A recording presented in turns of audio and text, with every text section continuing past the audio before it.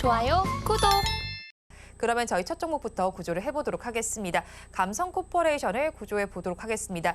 상상인 증권에서는 감성코퍼레이션에 대해서 올해 4분기 역대 최대 실적을 거둘 것이라고 전망을 하고 있습니다.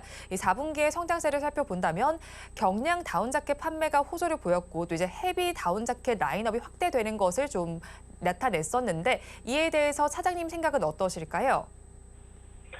그렇죠. 우선 감성 코퍼레이션 같은 경우가 이 스노우피크에 대한 부분에 있어서 이 지금 현재는 그 동남아를 중심으로 한 이 대만, 중국, 홍콩, 동남아뿐만 아니라 이 아시아 쪽에서의 그 사업 확장세가 계속해서 일어나고 있죠. 이 올해 스노우피크 모델의 현대인, 배우 현빈으로 바꾼 이후에 이 아시아 쪽에서 이 스노우피크에 대한 이 제품들의 관심이 많이 높은 상황이고요. 이 스노우피크 같은 경우에는 약간의 등산용품 그리고 이런 말씀하셨던 경량 패딩이나 이런 부분에 있어서 좀 브랜드 쪽에서의 제품을 많이 만드는 기업이라고 좀 볼 수 있겠는데, 근데 중요한 부분 같은 경우가 이 스노우피크 같은 이 등산 용품 그리고 이런 좀 아웃도어 상품 같은 경우가 계절적으로 지금 많이 타죠. 근데 이제 3분기 때가 전통적으로 좀 비수기고 그리고 이 1, 2분기 때에 좀 그 판매 부분이 좋은데, 오히려 지금 올해 지금 3분기 때 영업이익이 52억, 작년 대비 136억까지 올랐습니다.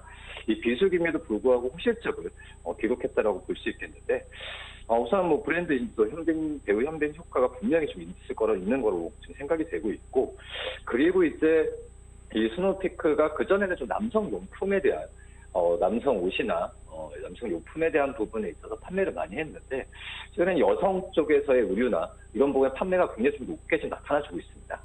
그렇기 때문에 이 감성 코퍼레이션의 매출에 다변화는 계속 좀 일어나고 있다라고 좀 생각이 되고 있고요. 그리고 지금 말씀드렸던 이 해외 쪽에서의 시장에 대한 기대감은 올해가 어떤 시작점이라고 좀 판단이 되고 있습니다. 그런 점에서 봤을 때 지금 현재 올해 이 3분기 때 누적 어떤 매출액 같은 경우가 2억밖에 안 되지만은 지금 진출하는 국가가 지금 다양해지는 모습을 좀 보여주고 있기 때문에 이제 시작 단계에서 이 스노우피크에 대한 해외 쪽에서 매출액은 좀 상승폭이 우리나라보다도 당연히 높아질 가능성이 굉장히 좀 크죠. 그리고 지금 대만에서 지금 4차 물량에 대한 부분 80%가 소진이 됐는데, 이 대만의 어떤 시장도 겨냥하는 거지만 중국 시장을 진출하기 위한 어떤 테스트상으로 이 대만에 대한 먼저 진출했다고 볼 수 있겠습니다. 근데 지금 현재 이 대만 쪽에서의 이 판매가 호조가 지금 나타나주고 있기 때문에 우선 대만 쪽에서 진출하는 부분도 수월하지 않을까라고 좀 생각이 되고 있고요. 지금 이제 해외 사업 쪽에서의 정착 기간은 최소 본다고 하더라도 1년 좀 넘죠. 최대 봤을 때도 2년까지 봐야 되는데, 그렇기 때문에 올해 상반기 때 시작을 해서 내년 상반기까지는 이는 해외 실적에 대한 기대감보다도 내년 하반기 때 본격적으로 이 실적에 대한 기대감을 가져가도 나쁘지 않다라고 좀 생각이 되고 있습니다. 그렇기 때문에 이 해외 시장 쪽에서 진출하려면은 여러 가지 마케팅비도 필요하죠. 또 인건비도 광고 선전비도 필요하기 때문에 비용이 들어가는 구간이기 때문에 이 어떤 실적에 대한 기대감보다도 이제 투자 구간이라고 좀 판단되면서 이 감성 코퍼레이션 관심 있게 봐야 되지 않을까, 그게 판단됩니다. 네, 감성코퍼레이션에 대해서 긍정적인 부분을 많이 말씀해 주셨는데 사실 주가가 지지부진한 만큼 가지고 계신 분들께서는 고민이 많을 시점이실 것 같습니다. 어떻게 대응하면 좋을까요? 저는 감성 코퍼레이션은 매수 관점으로 좀 가져가도 괜찮다. 신규 매수도 괜찮고, 기존에 가지고 계신 분들 같은 경우에도 이 포트상 어떤 20% 이상은 넘기지 않는 선에서 추가 매수를 해도 괜찮지 않을까라고 좀 생각이 좀 되고 있고요.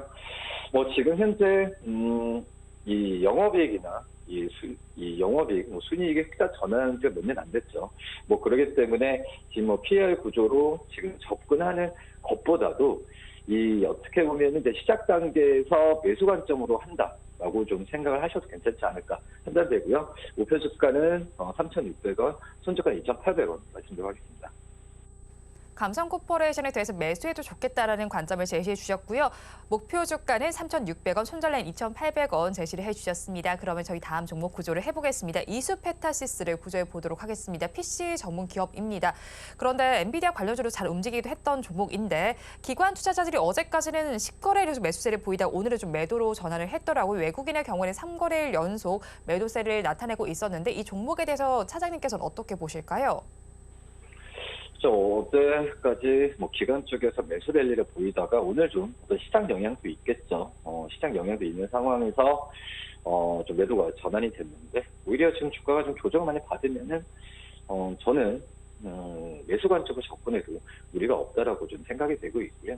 이수페타시스가 이 엔비디아, 그러니까 저는 개인적으로 엔비디아와 가장 관련이 있는 종목은 이 대형주에서는 이제 HBM을 납품하는 이 SK하이닉스, 중소형주 중에서는 그전부터 이 PCB 쪽을 납품했었던 이수페타시스라고 좀 생각이 되고 있는데, 지금 이 이수페타시스와 엔비디아의 관계로만 좀 보다가 최근에 지금 그 AI 칩, 그러니까 미국의 빅테크 기업들이 AI 칩에 대한 진출을 가속화하고 있죠. 그런 점에서 본다고 한다면 이수페타시스의 이 NLB, 이 고단층, 이 PCB에 대한 수요는 계속 늘어날 가능성이 있다. 그러니까 엔비디아뿐만 아니라 다른 빅테크 기업들이 서로 경쟁했을 때 수혜를 볼 가능성이 좀 있다라고 좀 생각이 되고 있고요. 우선 그 이수페타시스의 이 NLB 쪽도 그렇지만 AI 가속기죠. 이쪽에서의 수저 부분도 지금 가시화가 되는 부분이 좀 눈에 나타나지고 있습니다. 특히 이제 이수페타시스가 AI 가속기에 대한 이 제품을 그전에는 마진이 많이 남는 저마진 쪽에서의 그 승부를 걸다가 지금 이제 고마진 개선이 되는 AI 가속기에 대한 제품에 대한 부분에 더 힘을 쓰고 있는 상황이라고 좀 볼 수 있고요. 내년 같은 경우에도 업그레이드된 신모델을 출시하면서 가격 평가가 인상되겠죠. 그거에 대한 마진 부분도 좋아질 가능성이 크고요. 또 이제 이런 AI 가속기, 또 이제 이 빅테크 기업들의 AI 칩에 대한 시장에 대한 진출, 이런 부분도 지금 있는 이런 어떤 매출액이 개선되는 부분도 모멘텀이 계속 유효한데, 또 중요한 부분 같은 경우가 원래 그전에 이수페타시스가 이 사공장에 대한 준비를 많이 했었죠. 그렇기 때문에 비용적인 측면에서 많이 들어갔다라고 볼 수 있겠는데요. 하지만 이 사공장 준공에 대한 부분도 이 3분기 쪽에서의 얼추 끝났다고 생각이 되고 있습니다. 그렇기 때문에 이 4분기 때의 실적에 대한 부분은 이제 비용적인 측면은 많이 줄어들 가능성이 크다라고 지금 생각이 되고 있고요. 그리고 지금 현재 지금 보면은 지금 목표 주가를 증권사들이 많이 상향을 하고 있거든요. 근데 생각보다 주가가 다른 이 반도체 이 장비주들은 가는 반면에 이수페타시스는 잘 안 가는 모습을 보여주고 있는데, 그렇기 때문에 지금 현재 구간에서 매수 관점을 가져가도 나쁘진 않다라고 좀 판단되고 있습니다. 네, 이수페타시스 지금 관점에서 매수 관점을 가져가도 괜찮겠다라고 말씀을 전해주셨는데 그렇다면 저희 가격 전략은 어떻게 잡아가야 할까요? 지금 현재 저는 신규 매수도 괜찮고 기존에 보유하고 계신 분들도 당연히 보유해야 되고, 그리고 이 매수 관점으로 해서 혹시 매수 단가를 낮추는 것도 좀 괜찮다라고 좀 생각이 되고 있고요. 물론 이제 수익을 보신 분들 같은 경우에 어떤 적극적으로 더 매수를 해도 괜찮겠지만, 기존에 가지고 계신 분들도 그렇고 자기 포트에 앞서서 말씀드렸던 감성코퍼레이션처럼 20% 이상을 넘기지 않는 선에서 이 매수 관점을 가져가도 나쁘지 않다라고 좀 생각이 되고 있고요. 지금 증권사 목표 주가는 지금 39,000원 이상까지 제시하고 있는데, 저는 1차적으로 목표가 35,000원을 말씀을 드리고요. 손절가는 27,000원 말씀드리도록 하겠습니다. 이스페타시스에 대해서 매수 전략 주셨고요. 목표 주가는 35,000원, 손절 라인 27,000원 잡아주셨습니다. 그러면 저희 마지막 종목을 구조해 보겠습니다. 대성하이텍을 구조해 보도록 하겠습니다. 신한투자증권에서는 대성하이텍이 올해 전방 수요가 부진하면서 바닥을 통과한 가운데 내년에는 매출 성장세가 증가할 것이다라고 전망을 했습니다. 또 전기차와 로봇 재료 핵심 장비 수주를 위한 입찰도 준비 중인 것으로 알고 있는데 오늘 장에서는 밀리고 있습니다. 어떤 이유 때문일까요? 우선 좀 쉬어가는 느낌도 굉장히 좀 많은 현재 상황이고요. 그리고 올해 전체적인 매출과 영업이익은 좋지 않았죠. 그런 점에서 봤을 때 이런 실적에 대한 우려감이 있는 것보다도 또 실적에 대한 부분이 가시화됐을 때 이 대성하이텍 같은 경우에도 주가적인 그 혜택을 좀 많이 받지 않나라고 좀 생각이 좀 되고 있고, 좀 아쉽죠. 11월 중순에 6,100원이었던 종목이 시장 오를 때는 좀 제한적으로 가는 모습을 좀 보여주었는데, 그런 점에서 이 대성하이텍에 대한 어떤 지금 당장의 어떤 그 주가의 상승률은 좀 제한될 가능성이 좀 있다라고 좀 생각이 되고 있고요. 하지만은 이 대성하이텍 그 전에 본다고 하더라도 이 정밀 부품 쪽이 반도체 쪽에 위주가 돼 있었던 상황에서 반도체 투자에 대한 업황 사이클이 올해 좀 좋지 않았죠. 그렇기 때문에 이 신규 수주나 이런 부분이 많이 좀 감소를 했었는데, 하지만은 지금은 이 반도체 이 업종뿐만 아니라 방산 그리고 이 임플란트 또 이제 2차 전지 같은 신성장 산업에 대한 수요가 지금 늘어나고 있는 상황입니다. 그렇기 때문에 이 반도체와 관련된 본업에 대한 부진은 제가 봤을 때는 이 신성장 사업 쪽에서의 이 매출이나 이런 부분으로 이 만회가 될 가능성이 내년에는 분명히 좀 있지 않을까라고 좀 생각이 되고 있고요. 그리고 이제 자동 선반이나 이 정밀 부품에 대한 부분, 그러니까 본업에 대한 부분은 지금은 이 수주가 늘어나는 추세로 가고 있습니다.